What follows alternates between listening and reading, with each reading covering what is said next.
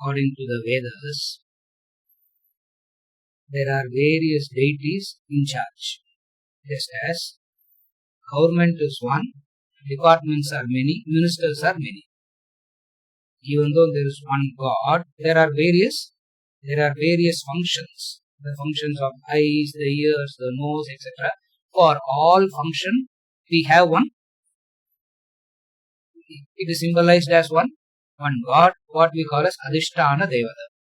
So in the invocatory prayer, we invoke their blessings.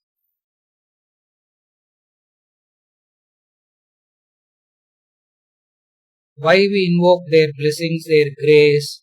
Is because we want them to cooperate with us. We want all ministers to cooperate, and by default those ministers will cooperate because you are aiming for the highest, all the ministers by default will cooperate. What is it? The supreme reality, Brahman. Therefore, the invocatory prayer, the invocation starts with this prayer of seeking grace and blessings from all the devatas. And also we saw what is prayer. What does prayer means? Prayer here means ensuring those faculties are available to receive it rightly. I want the eyes to be alert, alive. I want the ears to be alert, alive. I want every part I want to be alert and alive, so that they don't disturb me. Otherwise there are internal disturbances, external disturbances, and cosmic ones. The external and the cosmic ones is called Adrishta. They are called Adrishta, and what you can do to yourself, the internal one is called Prayatna. So human effort equals formula. Human effort equals Prayatna plus Adrishta. Prayatna means effort that you make. The effort that you make is with what? You know the resources, you know the capacity, you know the ability, you know what you can do, you know what you can't do. All this is quantifiable. So effort that is quantifiable from your side is called Prayatna. The result is not determined by your Prayatna alone. If the effort is determined by your Prayatna alone, there is no need for prayer at all. Because you know you are making the effort, you are getting it. We all understand that we can make an effort plus other factors. So, recognizing the other factors as part of your effort in determining the result is called a prayer. Again, prayer means a recognition. Recognition of what?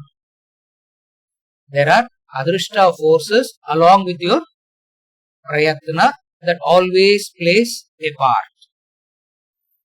So for Prayatna, you do what you ought to do from your side. For the Adrishta, there is a prayer. What is the prayer? Bhadram karne vishnuyama devaha, etc. Whatever we saw the invocatory prayer. It's called Adhisthana. We call the Adhisthana Devatas. The Guru and the teacher both say the prayer. And every Upanishad has their own prayer. Every Veda has their own prayer. That's why we find there are 5 invocatory prayers. Of the 5 invocatory prayers, the most commonly used one is the one of the Vedas, Sahana Vavatu, Yajurveda. One of the Yajurveda prayer, Sahana Vavatu, is the most commonly used. But then we have 5 invocatory prayers because of the 5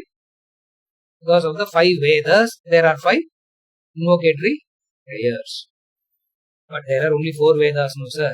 Suddenly you are bringing in the 5th Veda. There are only 4 Vedas. Yajurveda itself is divided into 2. Krishna Yajurveda, Shukla Yajurveda. Therefore, the Rig Veda, Yajurveda, Krishna Yajurveda, Shukla Yajurveda, Kama Veda, Atharva Veda, 5 Vedas and 5 invocatory prayers. From the invocatory prayer, we understand from which Veda it is coming from. Because nobody comes and tells us it is from this Veda. When you chant the invocatory prayer, we know it is coming from Veda. Of all the Vedas, the Yajurveda is the more popular. He is more the popular one. Therefore, what we have done, Sahana Bhavatu is taken as the common prayer. Even though it is one of the Vedas invocatory.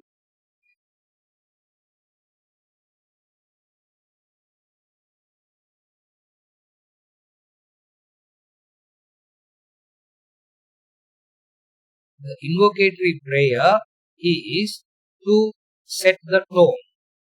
The invocatory prayer is to set the right conducive environment for the teaching to be understood and for the teaching to be understood. What is the right environment?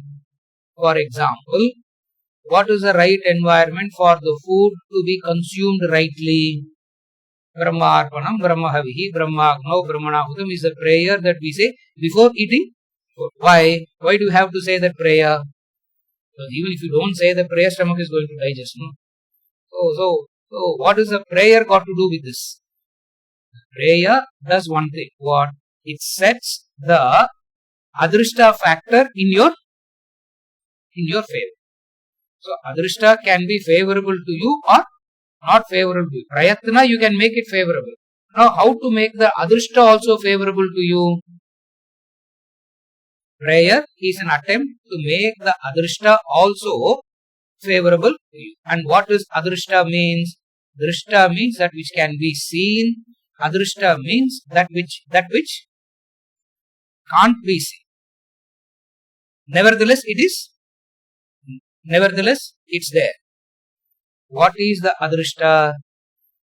Prayatna is known to you. The result is always Adrishta.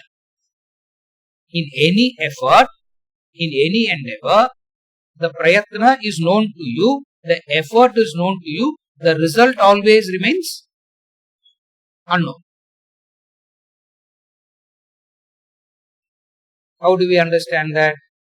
That's why we say all actions produces 4 types of results and you will never know what you are going to get. Again, all actions produces 4 types of results and you will never know what you are going to get. So, tell them that VVK is going to be so bad and poor. And then you come and see, you feel you got more than what you want, isn't it? It's a technique, isn't it? You tell them so bad, you come and you see something, nothing big. They created so much that when you come, you see, so you feel you got more than what you want. One type of result is you exactly get what you want. What will be your mental state there?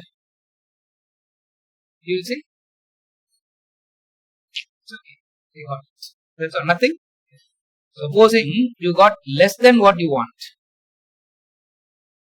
You got less than what you want.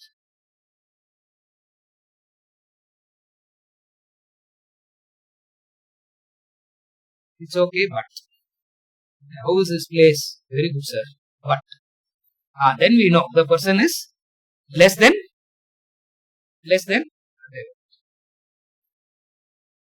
More than what you want. More than what you want means what? Wow, sir. You got more than what you want. I paid the price, I got it, no big deal.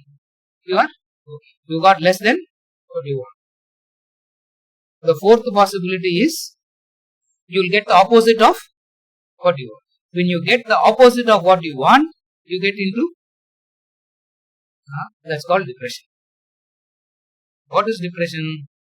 You expected something, the result was the opposite of it. Not knowing how to handle it, you get into. So what is depression? Depression is nothing but getting the opposite of what you get. Depressing job, sir. Means what? Depressing marriage, depressing children, depressing retreat.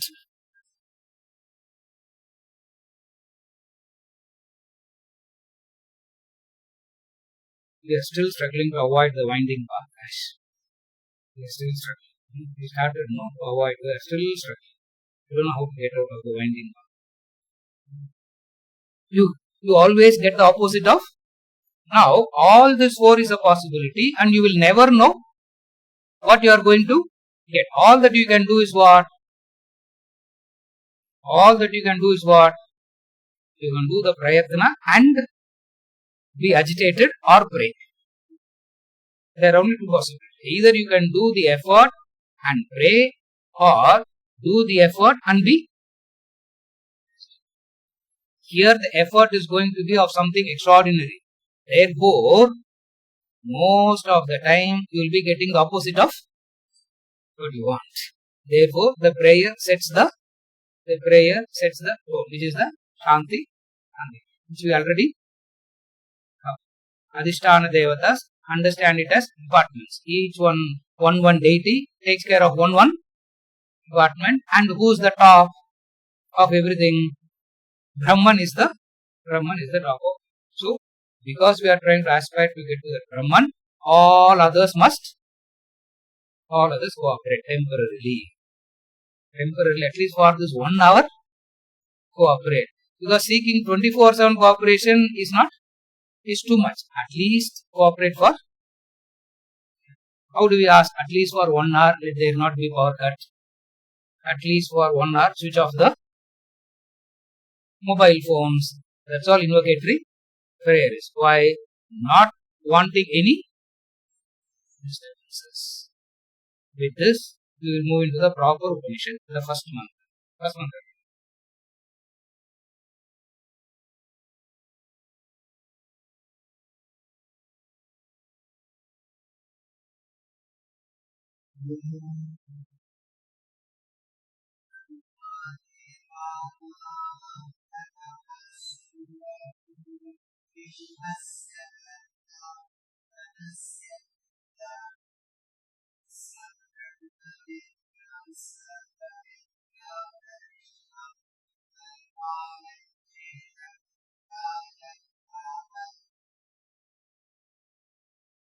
Om Brahma, creator of the universe, protector of the world, was first of the gods.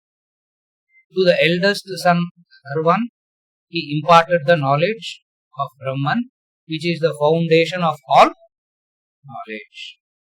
Again, Brahma, creator of the universe, protector of the world, was first of the gods. To the eldest son Atharvan, he taught, imparted the knowledge.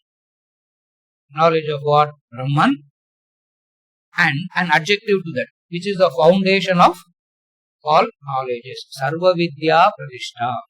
This knowledge that Brahma taught to Atharvan is the foundation of all.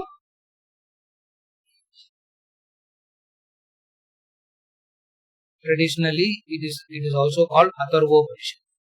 Even though popular name is Mundakopanishad, it is called Atharvopanishad because it was taught to Atharva first, and then it went on and on and on. He is going to discuss all.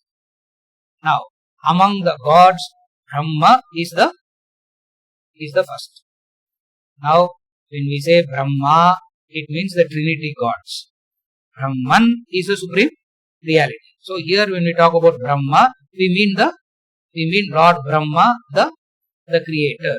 So, in order to distinguish, what will they do? Because Brahma, you should not say Brahman, you should say Brahma. You should say Brahma Vidya. Because of the English language, we started calling it as Brahman, Brahman. Actually speaking, there is no Sanskrit word called Brahman at all. It is Brahma, Brahma. Wherever Brahma comes, we understand it is referring to the Creator, the Trinity. Wherever Brahma, the A sound ends, we understand it as the Supreme Reality. Just as Atma. There is no Atman. There is only Atma. But then because of the English language, whatsoever reasons, we started adding and we started calling Atman Brahma. They are not wrong. But then here, the Upanishad don't use those words. Because Upanishad don't use those words, we will stick to the Upanishadic words in this context. So he says, amongst the gods, Brahma came into being first. A very beautiful introduction Upanishad gives is the Sampradaya. Sampradaya means the tradition of the Guru Sishya Parampara, the lineage, where it started and how it was handed over generation to generation to generation is the very starting point of the Upanishad. Therefore, what he says here, Brahma is the creator and also the protector. He taught the knowledge to one who is his eldest son. Why it is called Sarva Vidya Pratishtham, foundation of all knowledges. This Brahma Vidya is the foundation of all knowledges. How do we say it is Sarva Vidya Pratishtham? How can you call it as the foundation of all knowledges? All knowledges will necessarily culminate in Brahma Vidya. Therefore, it is the foundation. Okay, very nice. How do you say that it is?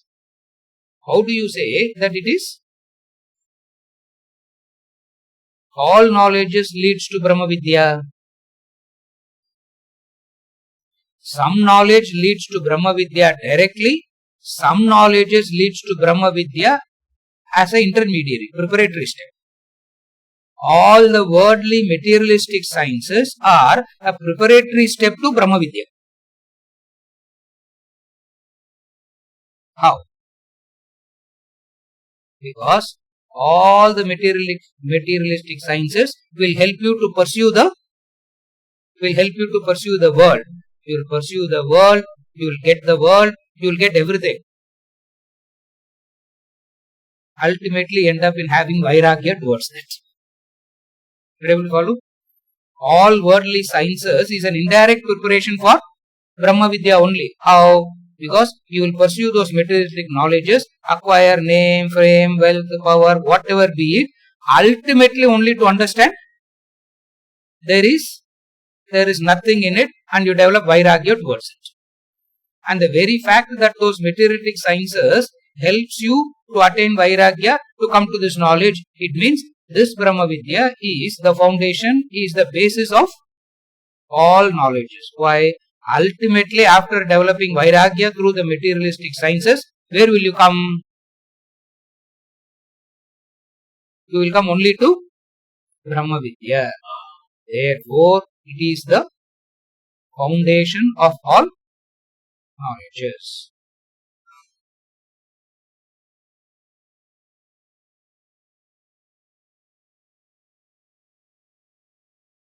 Another way of saying all other knowledges supports this Brahma Vidya. How? By bringing in the principle of Karma Yoga, which is the right action and the right attitude, you develop Chitta Shuddhi. Again, where will you end up? Brahma Vidya. Therefore, in any direction you go, ultimately it leads you to Brahma Vidya. Either in this Janma or in a future Janma, doesn't matter, but one day you will end up in Brahma Vidya. The question is what? Now or 3 lifetime later? The Upanishad will say, anyway you are going to come here, why take the winding path and come here? When you get a chance, come directly. from another angle. We have lots of angles for everything. You will be so confused. Just keep one and just leave us alone. Another angle. All other materialistic knowledges keeps you in duality. This is the technical part of Brahma Vidya, Sarva Vidya Pratishtha. All other knowledges keeps you in Dvaita, in duality, while Brahma Vidya takes you to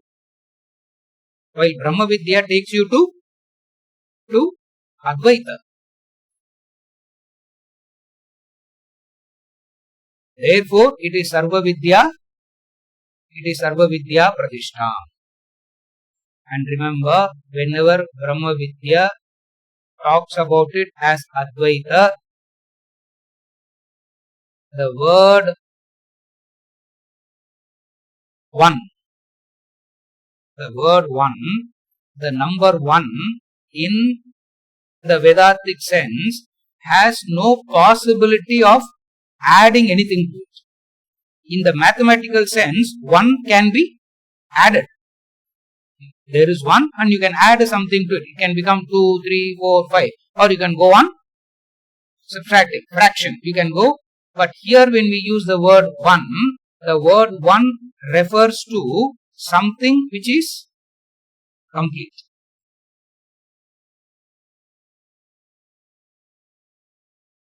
The word one in the way that in Vedanta we use is not a determinant. It is not a sum. It has no, it's not a determining factor. What does it mean? Example. There is one body, two hands. There is one body and two hands. There is one hand, 5 fingers. There is 5 fingers and then 1 finger. You go backwards and backwards and backwards. Even though it seems to go on increasing, all this we call it as 1. Here, 1 means that which encompasses all. Brahma Vidya is that which encompasses all. Therefore, we call this as Sarva Vidya Pratishtha, the basis of all knowledges. While materialistic knowledges indirectly brings you here and then you aspire for Brahman, here it is a direct approach to. Therefore, whether you come directly or indirectly, the adjective for Brahma Vidya is Sarva Vidya Pratishtha. And then he goes on to say, this Brahma is the first. Pratama Sambhabhuva. Pratama means first. He is first because of the position. He is first because of the qualities. So, he is first in terms of position, also first in terms of qualities. So, Brahma means the first one, the creator. Therefore, is the first one to come out, as it were.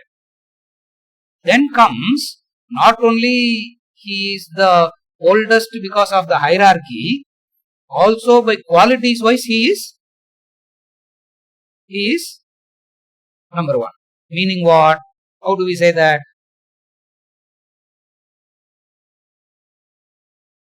With what did he create the Vedas? With what did he create the world? Brahma, using the Vedas, created the world. Because he has access to the Vedas, he has to be of a very high quality. How did Brahma create the world? He used Vedas. How do we say he used the Vedas, Dharma? From the beginning, is creation. From the beginning, creation is orderly or chaotic. From the beginning, creation is orderly. From the beginning, creation is orderly. There is no chaos in the creation. In the human mind, there is chaos which is which is self-created. In creation, there is no chaos. With what he is able to give such a wonderful creation, because he used Vedas. He didn't use his likes and dislikes. He didn't use his likes and dislikes. He didn't go by his preferences. He didn't go by his trial and error method. Oh, today let me create human beings like this and see. After 10,000 years, he understood what? I made a mistake in positioning the eyes. Now reposition the eyes. He didn't do it like that. After 10,000 years, he found out what? I placed the ears in the wrong position and then he placed the ears in the... Did it happen like that? It was so orderly from the beginning. The interdependency was so much from the beginning. The dharma in the creation is so much established from the beginning. Therefore, Brahma is the first. First amongst the gods. Because all others have only part access to Vedas. Brahma has full access to Vedas. Because he has full access to Vedas, he is Pratama. Vishwasya Karta. Bhuvanasya Gopta. So he is the Karta and he is the Gopta. This Karta and Gopta is the Trinity. Two is mentioned. We add the third one also. The Karta, the Gopta is part of the Trinity. What is part of the Trinity? Creation, sustenance, maintenance and destruction. Creation, maintenance, destruction. So, Vishwasya Karta, Bhuvanasya Gopta. Sab Brahma Vidya Atharvaya Jeshtaputraya Raha. And what he did? He gave this knowledge to his son, his eldest son. It means what? There are other sons also there.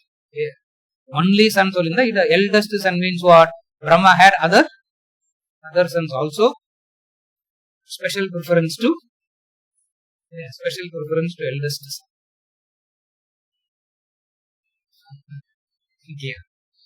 Special preference to the eldest son. That's what he is saying. I am not saying. Upanishad is saying that. Brahma gave this to the eldest son.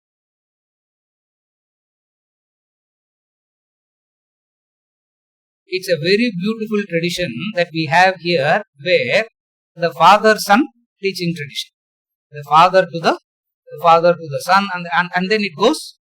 The parampara is not a Guru Sishya parampara as in a separate Guru and a separate Sishya. The father is the Guru, the son is the Sishya.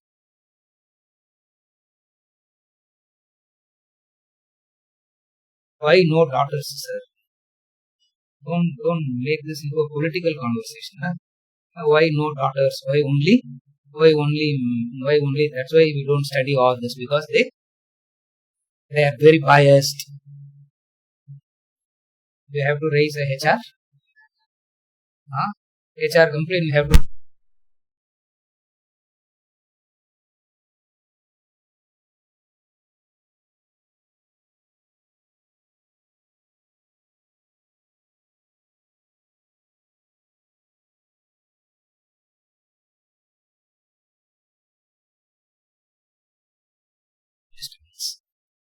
After that, will come. We will. So, no, அவங்க generator வச்சிருக்காங்க. It will take 2 minutes for this. So, why the father and the son? In fact, all are, everybody in the creation is Brahma's children only. Whose children we are all? Even though we may all seem to have an individual father and individual mother, in effect, technically, we are all children of Brahma. And he gave it to... Now I have to...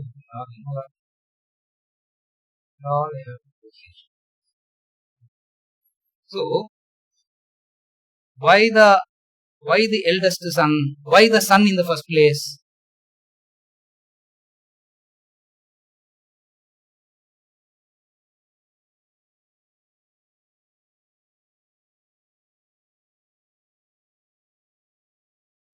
A father is not going to teach his children that is something false. That's the first indication. A father will not teach the children which is something wrong, false. இன்னைக்கெல்லாம் அப்படிதான் பண்றோம், அது வேற story. Today everybody is only teaching the false. Doesn't matter. That's why there's no parampara now. In the parampara, the father means one who will not teach the children anything that is false. Number one. Number two, the father will also not withhold anything. All the teachings will be given.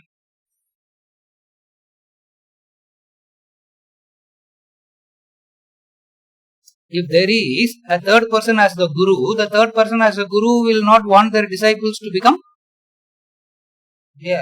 more than oneself. Therefore, will always share, will always keep some knowledge, not share. But in the parampara, in the tradition, when the Guru Shishya parampara as in father to the son, what happens? Not only the father will not teach the children that which is false, he will also teach that which is, and he will also teach it so fully, so completely, till transformation happens.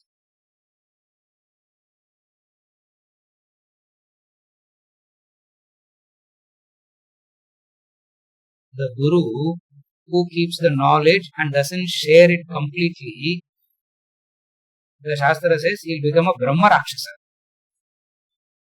Rakshasa, there are categories. Rakshasa means devils. And the worst form of devil is a Brahma Rakshasa. Brahma Rakshasa means one who had the knowledge and didn't. One who had a knowledge and didn't share it. If you have knowledge, it is very important for you to share this knowledge. In Brahma Vidya, how do you share Brahma Vidya? You have to share Brahma Vidya. How do you share Brahma Vidya?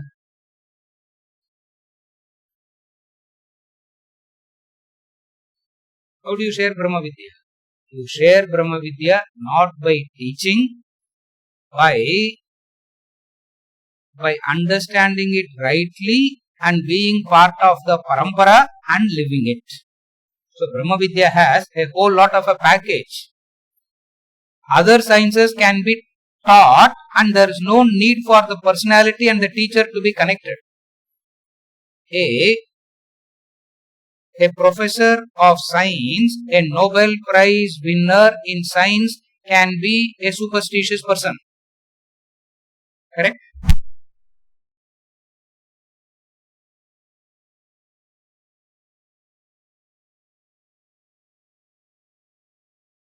You can be a professor of science, and you could have won Nobel Prize, and still you can be highly superstitious. Yes or no? Have we seen it in history a lot? We have seen it. Therefore, in all other sciences, the teacher and the taught need not be aligned. In all other subjects, the teacher and the taught need not be aligned. In Brahma Vidya, the teaching and the teacher must be aligned. That is the first qualification. Brahma had that. And wherever he sees a potential, and he sees the potential in Atharva, the eldest son, and he taught it to him. And how did he teach? Atharvaya Jeshtaputraya Praha. He imparted the knowledge. He imparted. And the word Praha is a very beautiful Sanskrit word again. Praha means teaching. It's not merely teaching. It's not merely teaching. The teaching that goes on till understanding, transformation happens. That's called praha. We all use the very common word pravaha, isn't it? Endless flow, isn't it? Endless flow. This Guru Parampara is an endless, unbroken flow like dhara, not like water. When water flows, bubbles will be there. When oil flows, no interruption at all. Similarly, this Guru Shishya Parampara it's unbroken tradition. Why it is unbroken tradition? Because it was taught so well, so completely, till transformation happened. If it is not well taught,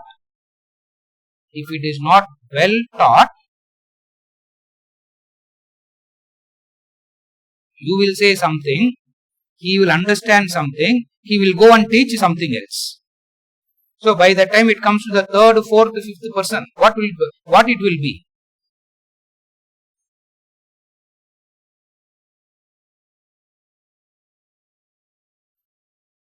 You describe the hill and tell to the person. In teaching, we call it as how the hill turned into a molehill. You know that in the tradition we use this word, how the hill turned into a mole. First, he said this is a hill. The next person said rock. The third person converted it into a stone. By the time it went to the 10th person, what is the teaching given to the 10th person? The mountain turned into a moon. It means teaching didn't happen properly. Then praha is not, it's improper teaching.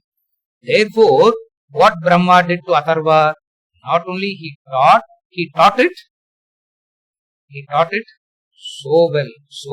So Brahma taught till Atharva understood.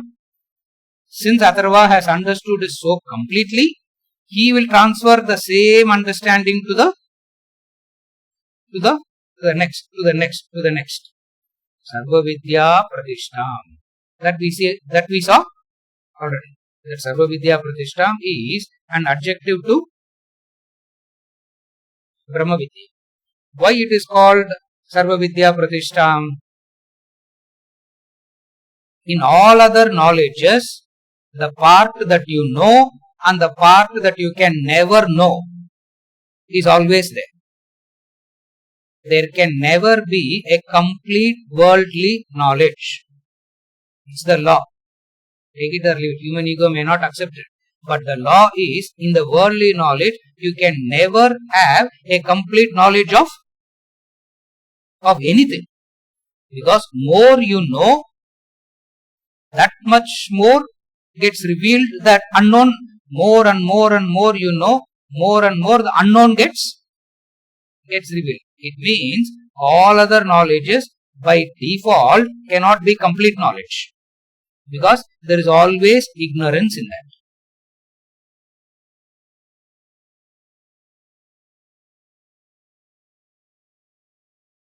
In Brahma Vidya alone, you don't have this problem. Why in Brahma Vidya alone you don't have this problem? Because when you know this, you know it completely. If you don't know it completely, you have not. There is no gradual knowing. Again, there is no gradually becoming Brahman. How I have become 40% Brahman, sir. Next Janma I will become 80% Brahman, and fourth Janma I will become 100% Brahman. There is no gradually you become Brahman. If you know it fully. You don't know it means you don't. Therefore, Sarva Vidya Pratishtam means the nature of all empirical knowledge. Empirical knowledge means a worldly knowledge. All worldly knowledges has a flaw. What is the flaw? You can never ever know a thing completely. There is the white rose and then there is a red rose. You can only know this is the white rose and this is the red rose. Why this is the white rose and why that is a red rose, we don't. Can you know? No sir, color wise we know. Then you feel you have known everything about the rose. And then some rose has a lot of, what is it? Smell, fragrance. The other rose doesn't have that much of a, that also you give an answer. Why this rose is made up of 25 petals and why this is made up of only 15 petals? You give. So more and more and more and more you know about a rose, more and more and more you can never know a few things about the rose. No sir, just wait. AI has come.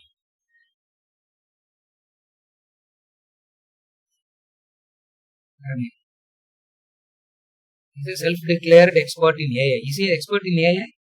He doesn't know anything about AI. No, Ramin? Ash, does he know anything about AI? He told, yeah, correct. I also thought the same. Yeah. He told me he's an expert in AI. I said self-declared. He said yes. Very good. Just wait for AI to come, sir. Once AI comes, then you will, then now everything will be known. Therefore, this Brahma Vidya, Sarva Vidya, Pratistham and all will be proven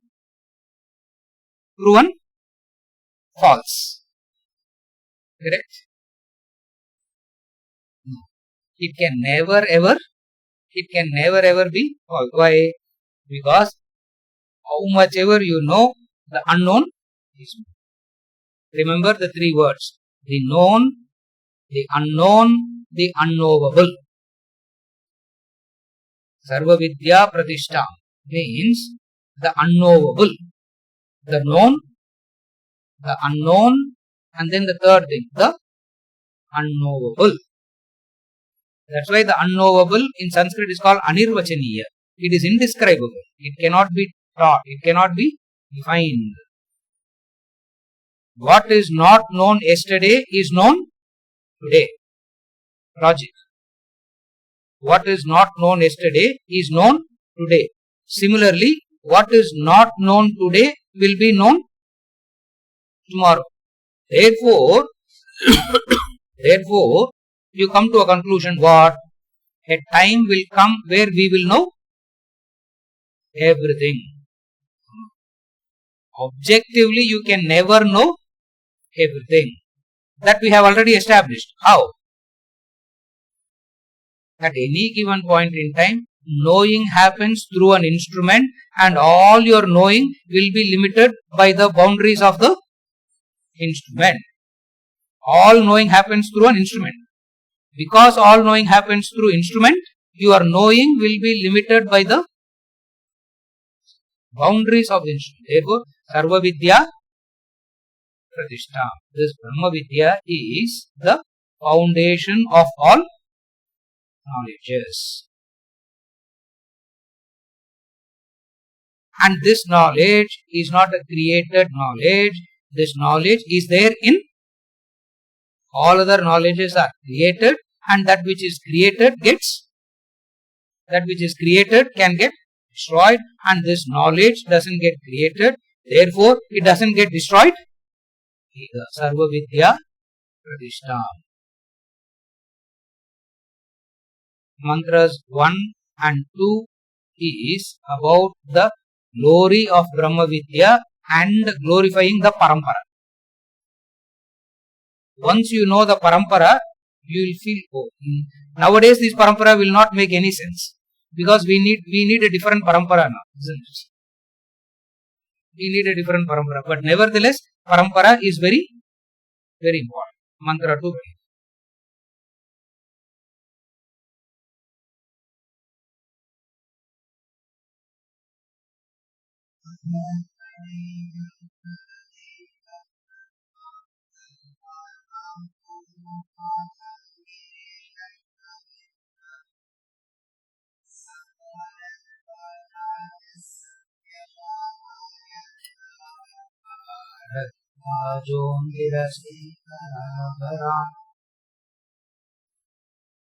The knowledge of Brahman that Brahma imparted to Atharvan, Atharvan passed that on to Angiraha in olden days. Angiraha passed it on to Satyavaha, a descendant of Bharadwaja. The descendant of Bharadwaja handed down to Angirasa this knowledge in succession. The teaching parampara is very, very important. Why? The teacher of today was a disciple yesterday. Again, the teacher of today was a disciple yesterday. Therefore, at the disciple level itself, the teaching should become complete, so that when that person starts teaching, the teaching is complete. Otherwise, it will be part teaching. Like we gave the example, mountain turning into a mountain turning. So, in the beginning, Brahma gave it to Atharvan, and Atharvan gave it to Angir, and Angirasa gave it to Satyavaha. Satyavaha passed it down to Angirasa. Same names they carry. Same names they carry. I suppose that's how they do in all traditions, isn't it? Only to distinguish, you will say junior, senior, isn't it? Push the father and push the son. Now, how do you distinguish? You will say senior, junior. Here, we don't say senior, junior. The sound. Bharadwaja, Bharadwaja. Vasudeva, Vasudeva. He is Vasudeva. We understand. It is Krishna, the son of Vasudeva. So, Vasudeva, Vasudeva. Similarly, Bharadwaja, Bharadwaja. All this is the very way in which the parampara is explained.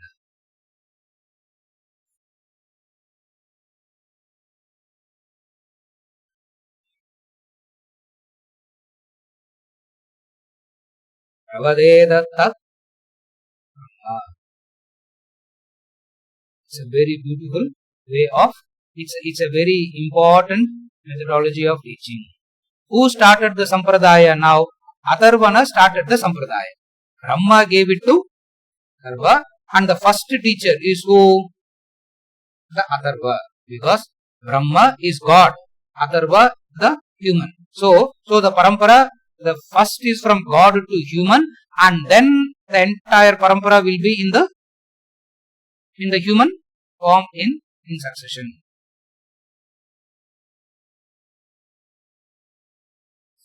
Atharva initiated the Sampradaya. There is the Shaunaka, Shaka, etc. I am not going into those. We are not interested in those details here.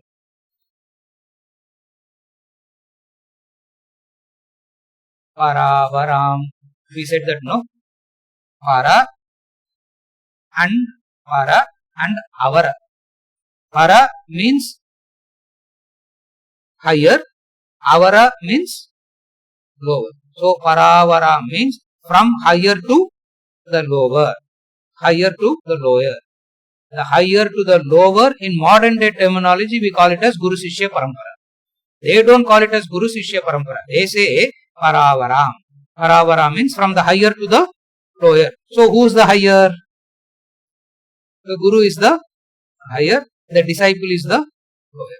That disciple becomes the higher in the next. And that disciple becomes the higher in the next. Isn't it? That's how the teaching tradition. That's how the teaching tradition goes. And they have such an important respect to the tradition. Why? Without them, we wouldn't have been having this knowledge. Therefore, before we get to this knowledge, before we start studying the Upanishad, we must be grateful to those who kept it alive. Not only they learnt it, they practiced it, they understood it, and they also kept it alive. Therefore, the Upanishad prostrates to the entire parampara. Like in chapter 4 of the Bhagavad Gita, he gives the parampara there. In chapter 4 Bhagavad Gita, he gives the parampara. What is the parampara he gives there? Vivaswan Manase Ikshvaku.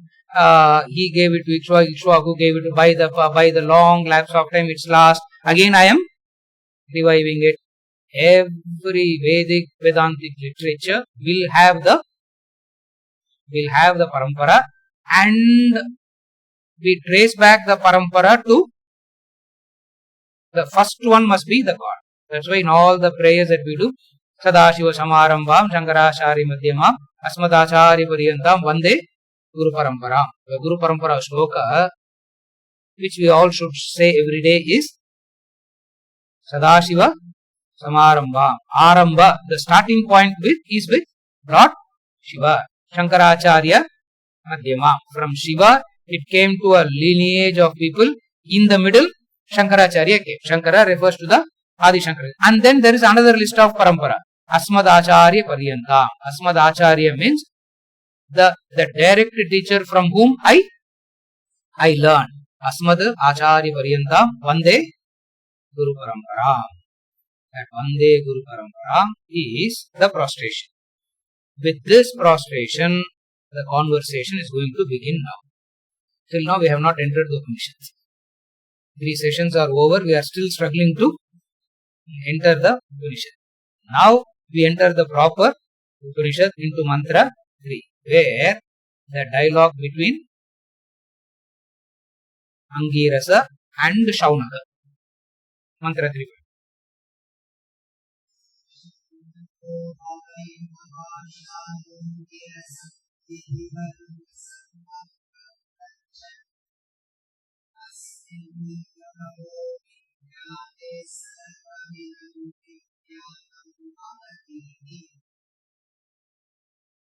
Shaunaka, the famous householder, approaching Angirasa with due orthodoxy, asked, "O adorable sir, what having known does all this become known?"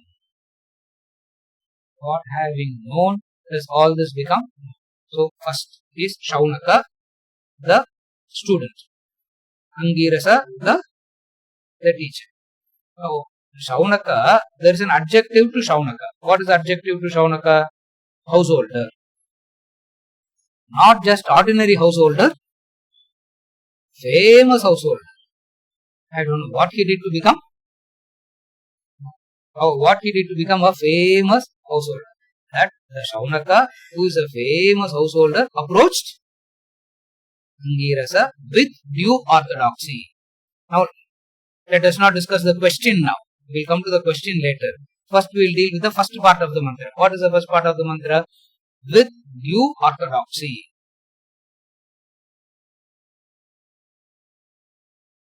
What is due orthodoxy means? There is the method by which you seek knowledge. There is a method by which we seek. So, orthodoxy means following the proper method. What is the proper method?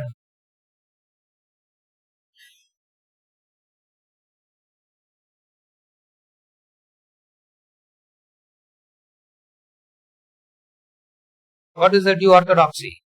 Yesterday we spoke about that. Shiro Vrata. With due orthodoxy. Remember we spoke about the Shiro Vrata yesterday. What is Shiro Vrata? Carrying the fire pot on his head. Carrying the fire pot on his head. Unclean shaven munda he is. Okay, what will happen? Apala moksha you will get. Your head will burn, you will attain death immediately. Fire is very symbolic of activity. Fire is symbolic of action. That's where the starting point of action is the fire. That's where we light the lamp. Like even before we do anything, we light the lamp. Yeah. Here we don't do all that because we think we are all so great intellectuals. No?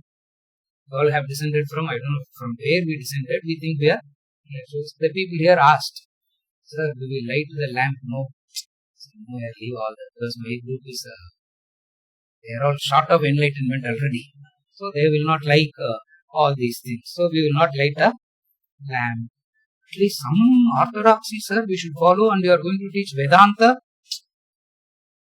Yeah, we don't know our Vedanta. Our Vedanta is very, very different. God only knows what Vedanta. God only knows what Vedanta this is. With due orthodoxy. Shaunaka doesn't follow this Vedanta. Really, you understand? He follows a different Vedanta. With due orthodoxy, he comes. What is the due orthodoxy? Number one, he is highly the thirst for transformation. Why the thirst for transformation? Because he has understood famous householder he is. Famous householder means he became famous. Mahashalaha. Mahashalaha means not one. Mahashalaha means he became the richest person and gave away all the riches. Mahashalaha means who Shaunaka? First, take it like that. He became the world's number one richest person. And then what he did? He gave away all the riches. Sir, tell me who is he, sir? Yeah. Before he gives away the riches, I will go to him first. Because knowledge Allah I will come to later. First I will take the riches and keep to myself first. So famous householder, because not only he became wealthy, he gave away the wealth. Not only he became wealthy dharmically.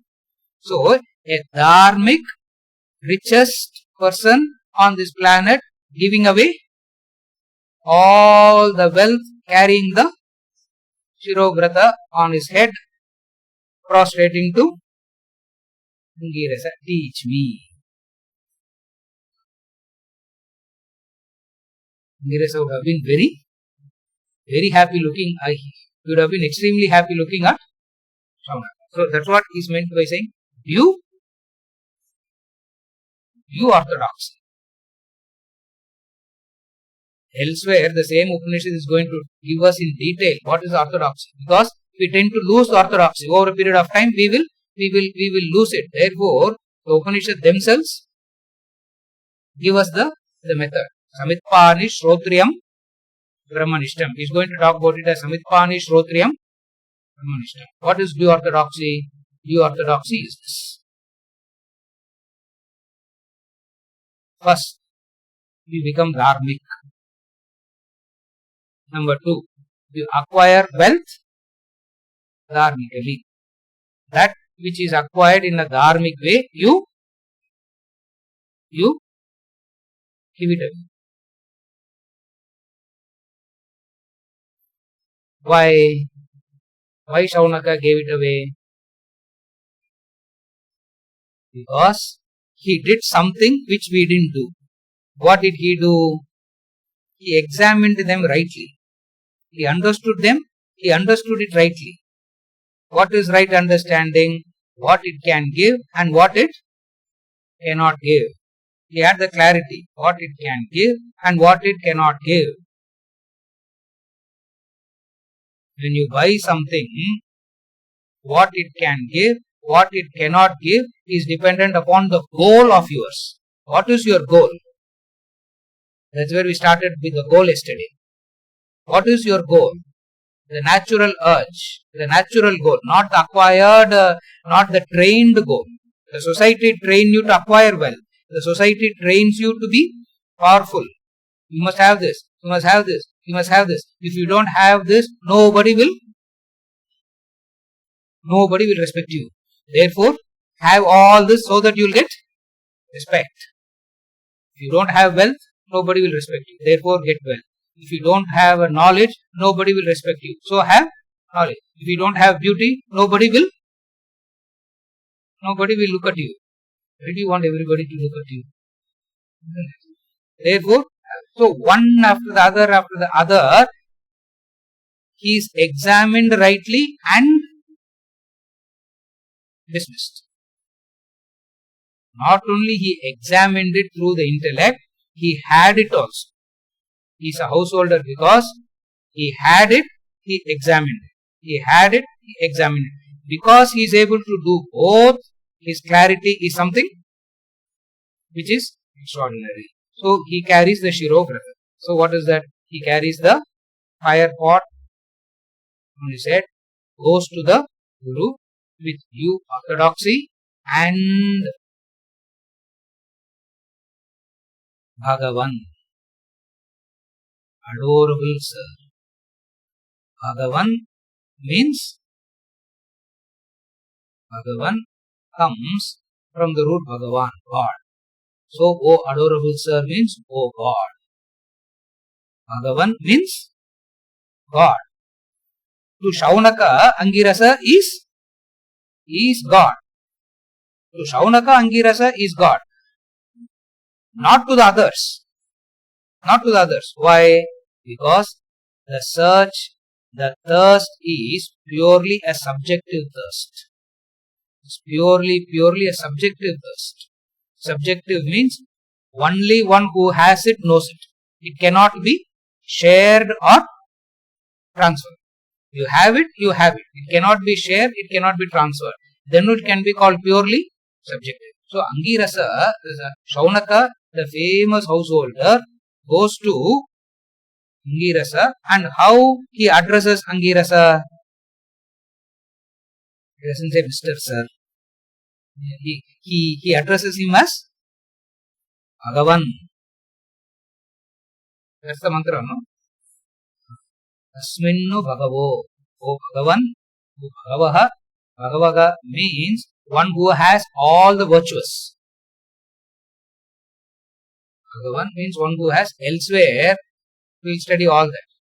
Bhagavan means Bhaga, who has all the nobler, one who has all the nobler virtues residing in that person is called Bhagavaha, Bhagavan. O Bhagavaha, Bhagava means O God.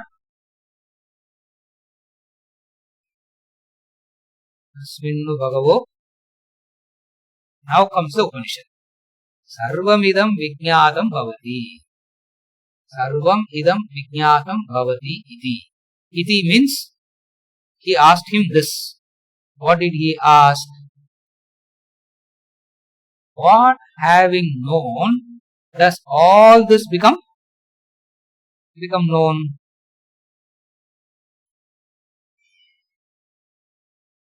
Idam sarvam refers to the known. Idam sarvam refers to the known. How much ever I see, how much ever I try to understand the known, something in it is always making me feel limited. Why? Because I want to know everything, but I am not able to know everything. Therefore, I am suffering from limitation. Remember we spoke about yesterday? What is the limitation that Shaunaka is suffering from? Knowledge.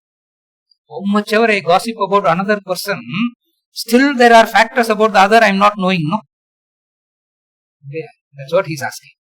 I am gossiping, so much I have gossiped, and suddenly somebody comes and says and tells me, oh, this you don't know about him, no? What is that knowing? I know. Human being experiences the limitation of knowing. Therefore, we want freedom from the limitation of knowing so that we become all-knowing. So, he is asking, what is that method by which I will know everything? And one thing I have understood, what? By knowing every little thing, I can never know everything. Why? Because first I thought earth. Only there's nothing to worry about other than Earth. And then they came and said Sun, planet. And then they came and said Milky Way. And then they came and said hundreds of Milky Ways. And then they came and said thousands of Milky Ways. And they go on increasing the size beyond a point we just can't understand what is. Beyond a point, it is simply not graspable at all. If you go at the macrocosmic level, you come at the microcosmic level, take the microscope. Knowledge has two visions, the microscope and telescope. Telescope is macrocosmic. You can go on and on and on outside. Another way of knowing is microscopic. You go, you take one and fine tune, see.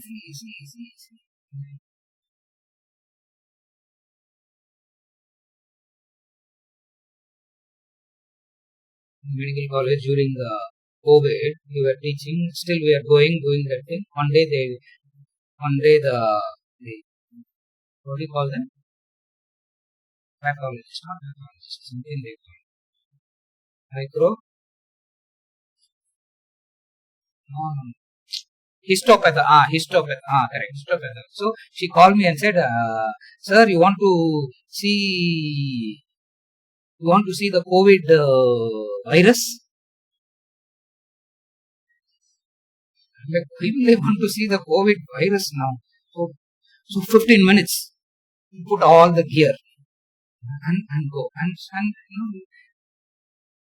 she's showing. That's I didn't see.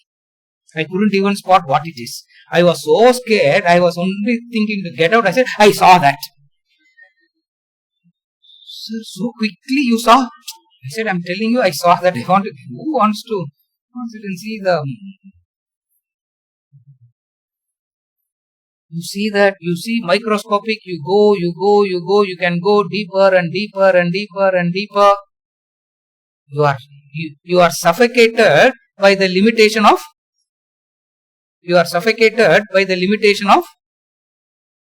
knowing. Here he is asking, Shaunaka is suffocated by what? Knowing is what I can know is always limited. All the human beings put together also they can know only this much. All the human beings of past, present, future put together also can never become all-knowing. The fact that you are not all-knowing is very scary. It's very scary because we don't know our tomorrow. If you become all-knowing, you think you will know your tomorrow. Correct? Why we want to be the all-knowing? Because we want to know our tomorrow. And the tomorrow can never be known. Why the tomorrow can never be known?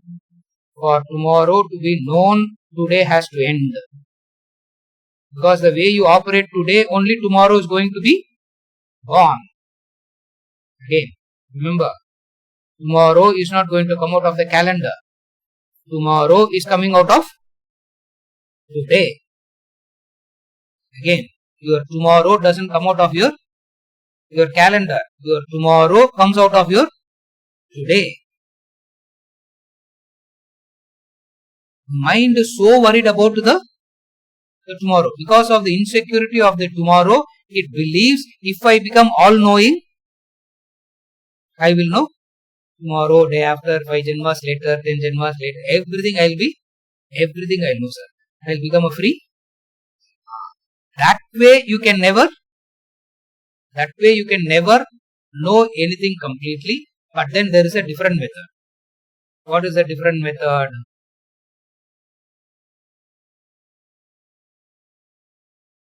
There is a different method. So, the method that Krishna tried in chapter 11, Vishwarupa. Remember Vishwarupa?